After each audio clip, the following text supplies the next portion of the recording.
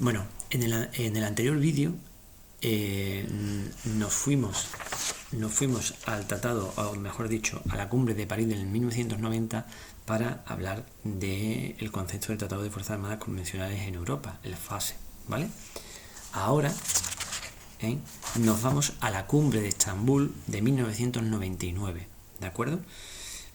Para adaptar el tratado a la nueva realidad europea de ese momento, se firmó en la cumbre de Estambul de 1999 el acuerdo de adaptación del tratado FASE o FASE adaptado. Muy importante. En este tratado se abandonan las limitaciones por bloques y se pasa a un sistema de limitaciones nacionales o techos nacionales y territoriales. Es decir, cada país miembro se le van a poner un límite.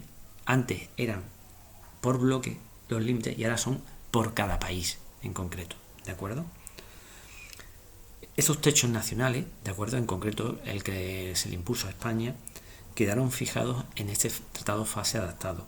Y para España fueron 750 carros de combate como máximo, 1.588 vehículos acorazados, 1.276 piezas de artillería, 310 aviones de combate y 80 helicópteros de combate, ¿vale? Este nuevo tratado también mantiene los intercambios de información e inspección, ¿de acuerdo? Dentro de las medidas de confianza y para fomentar las mismas, quiero decir.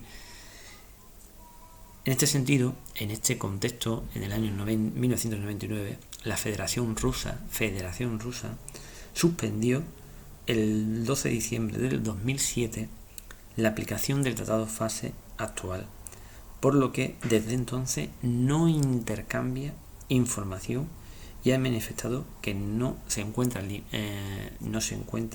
sometido a las limitaciones de la organización. En otras palabras, que la Federación Rusa pasa de las limitaciones que impuso la Organización sobre Seguridad y Cooperación Europea, por lo cual evidentemente se desconoce cuál es la cantidad y la tipología de la capacidad del armamento de la Federación Rusa.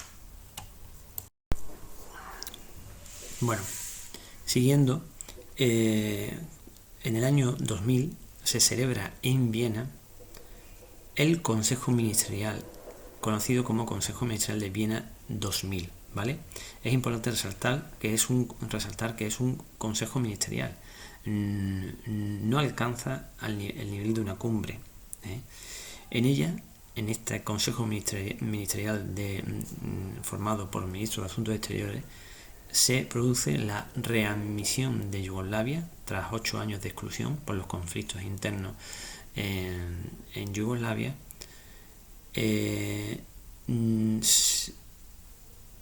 Sigue sin haber acuerdo entre Europa y Rusia sobre la situación de Chechenia, ¿de acuerdo? Y se aprueba el documento sobre armas pequeñas y ligeras, que se convierte en un documento de referencia y que evidentemente Rusia no lo admite de nuevo. Se trata de un documento donde se hace también una limitación sobre el armamento ligero y pequeño, ¿vale? Armamento ligero y pequeño me refiero pues a armas cortas, pistolas y demás, ¿vale? Después, en el 2010, tuvo lugar la última cumbre de la organización, que es la cumbre que se dio lugar en Astana, en el 2010, como he dicho, en el que participa también Estambul, ¿vale? Y hasta aquí con respecto a lo que son las cumbres y documentos que se generan en los mismos. Pasaremos ahora a hablar de España y su relación con la Organización sobre Seguridad y Cooperación Europea, la OSCE, ¿vale? Bueno, pues decir que España pertenece a la OSCE desde su origen, en 1973, cuando era una conferencia, es decir, ha estado desde el principio, ¿vale? El apoyo de España a la OSCE se ha plasmado en la participación en las denominadas misiones sobre el terreno, muy importante. Esto ha caído en alguna pregunta de examen.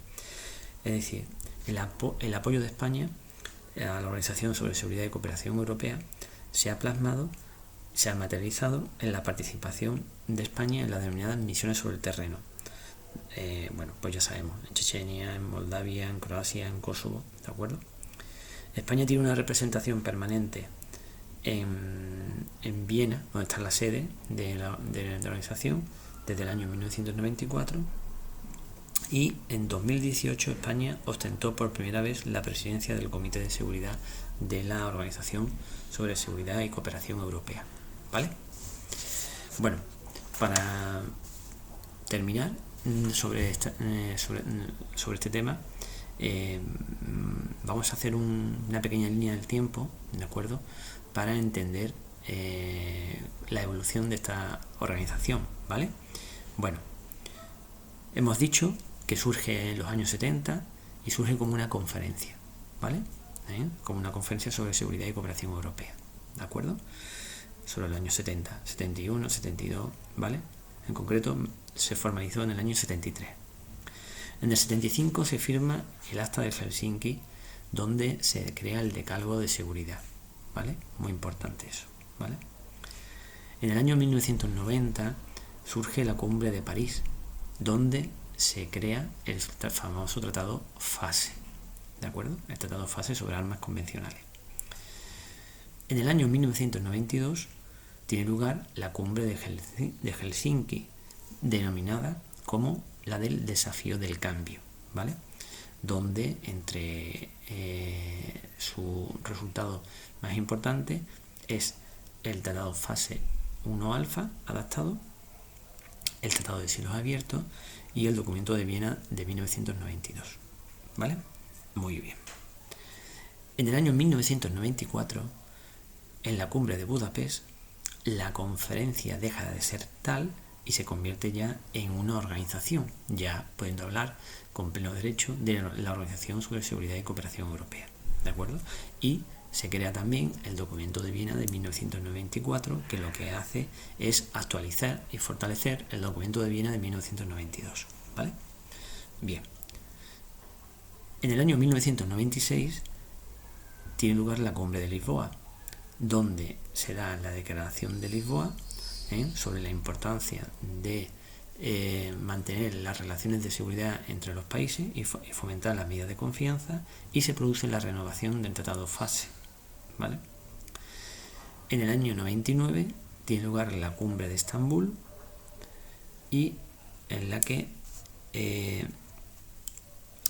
se firma la Carta de Seguridad de nuevo, se rectifica la Carta de Seguridad, se da lugar el FASE adaptado, ¿no? Se retiran las limitaciones por bloque y se pasan a las limitaciones territoriales o nacionales, ¿vale?